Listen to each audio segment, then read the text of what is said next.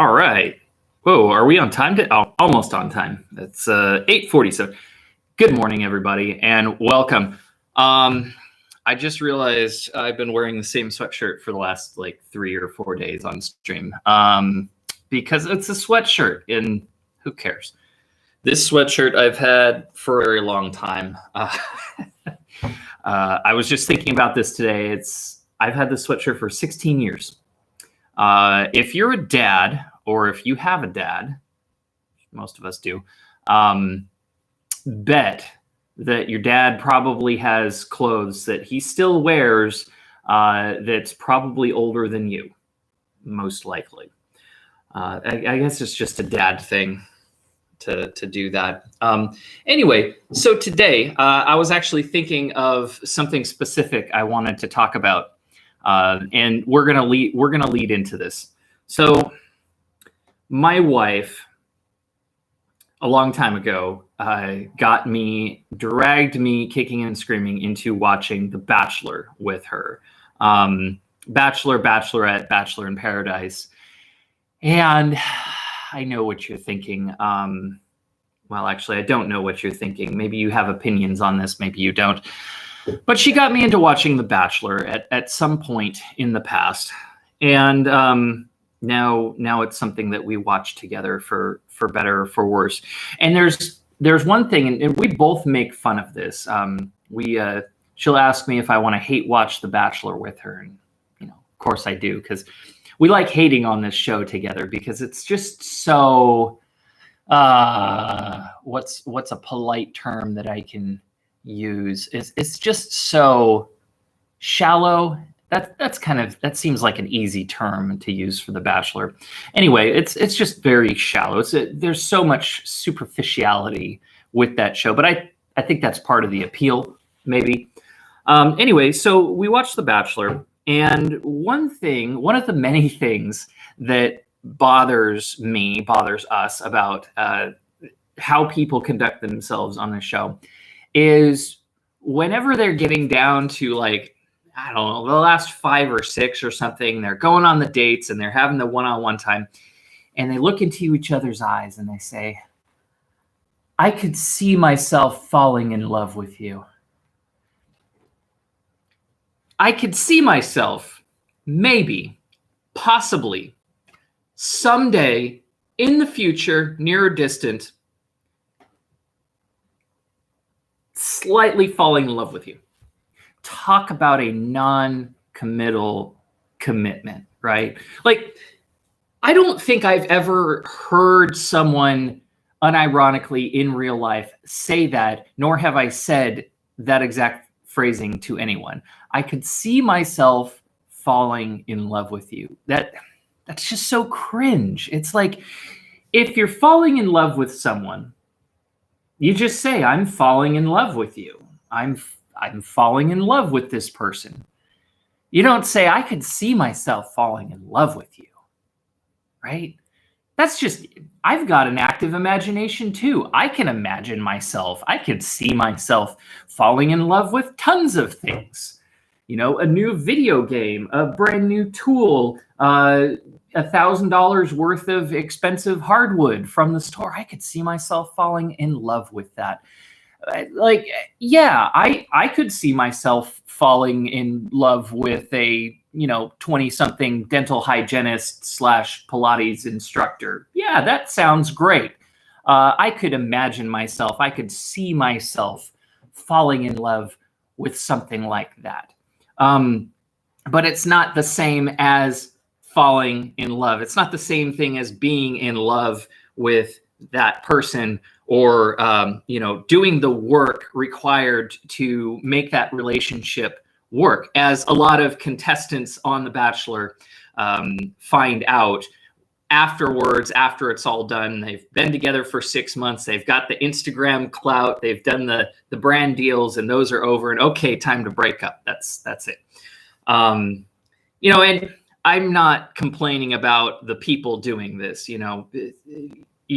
You respect the hustle, right? Everyone's it's a show. They're putting on a show. They're being entertaining, and that's fine. There's nothing wrong with that. It's just the phrasing of that, I see myself falling in love with you. It just, both my wife and I, we both get kind of, that's a take a drink moment sort of thing if you're playing along at home.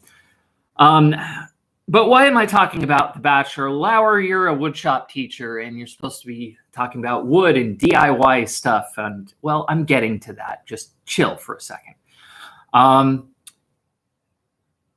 I catch myself a lot imagining that I'm falling in love with different activities, different jobs, different professions, different hustles.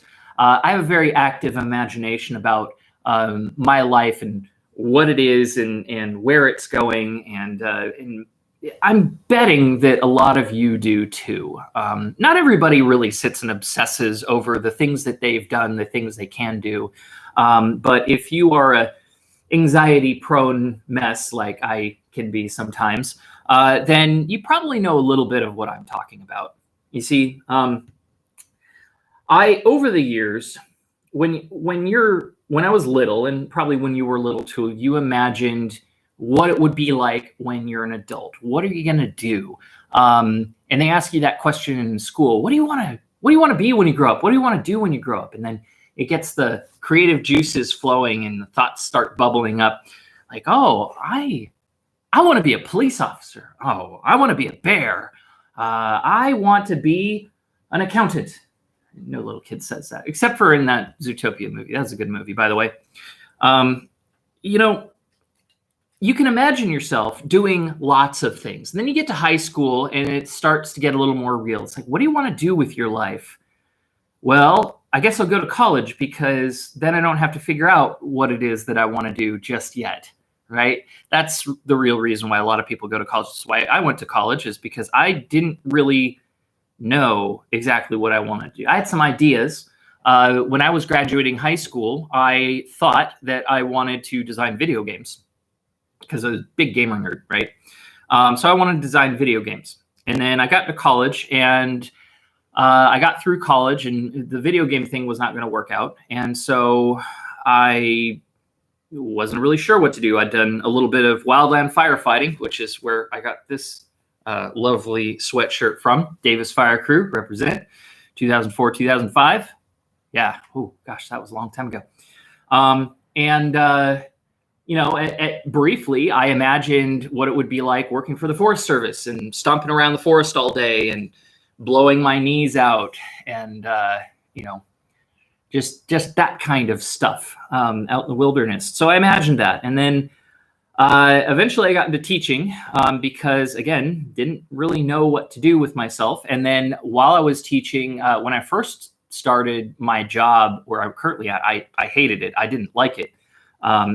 It really had to grow on me. It's woodworking and being a shop teacher was not my first number one priority list there. And so for the first few years, I would play it over in my head. Like, what else would if I wasn't doing this, what else would I be doing? And so there's lots of things that I tried and eventually gave up that I imagined myself doing. At one point I was drawing web comics, made some really bad web comics.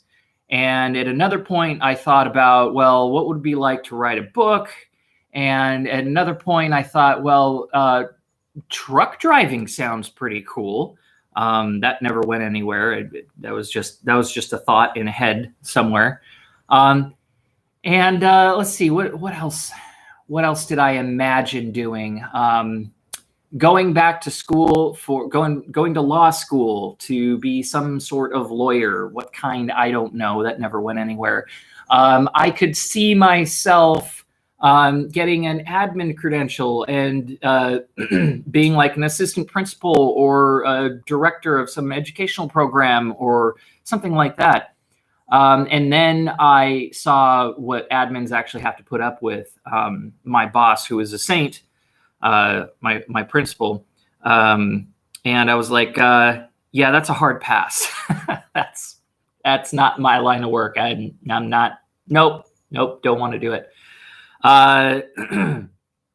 making things and selling them on Etsy.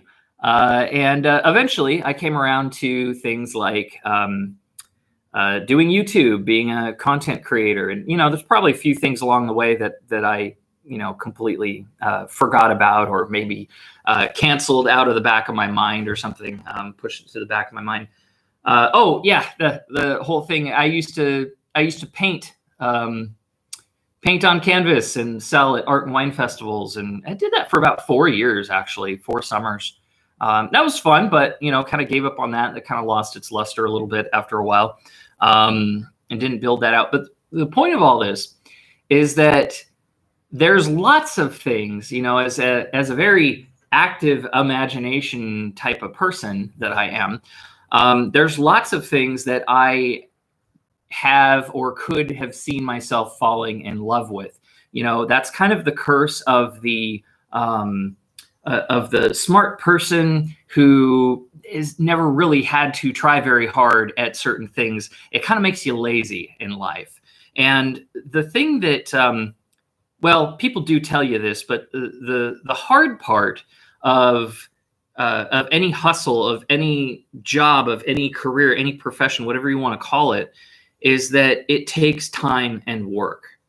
And that's always something that I kind of knew, but knowing something and internalizing it and really, really believing it are two different things. Falling in love with an idea is one thing entirely, but actually committing and following through with that idea day after day, month after month, year after year, decade after decade, that's really how you build up that, long-term sustainable portfolio, where you can look back and say, like, oh yeah, I've been teaching for 13 years. I am a teacher.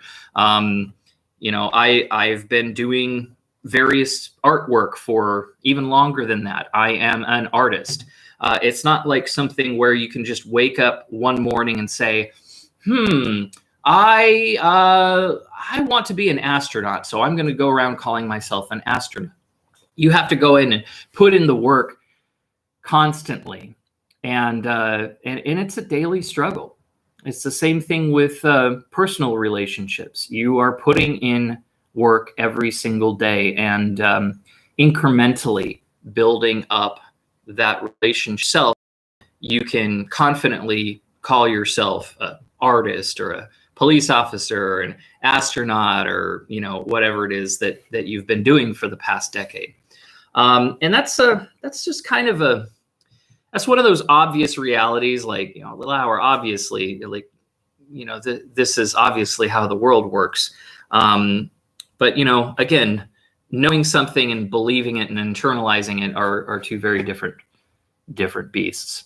So right now, I see myself falling in love with the idea of doing YouTube for a while, as evidenced by the fact that my face is on the internet talking to you right now. And I'd like to think I'm getting a little better at it.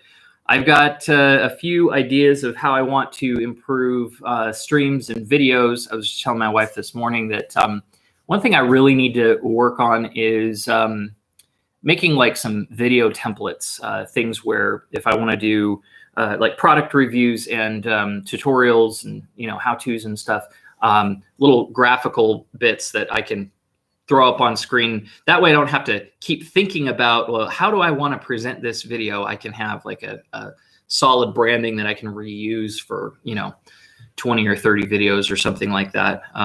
That'll just save me a little bit of time there. That's probably my next step. But anyway, just wanted to talk to you guys about life and stuff and The Bachelor. And yeah, that's where we're going to end it today. So, all right, guys. Thanks for watching. I will see you probably tomorrow. Hopefully tomorrow. Come back tomorrow. We'll have another stream.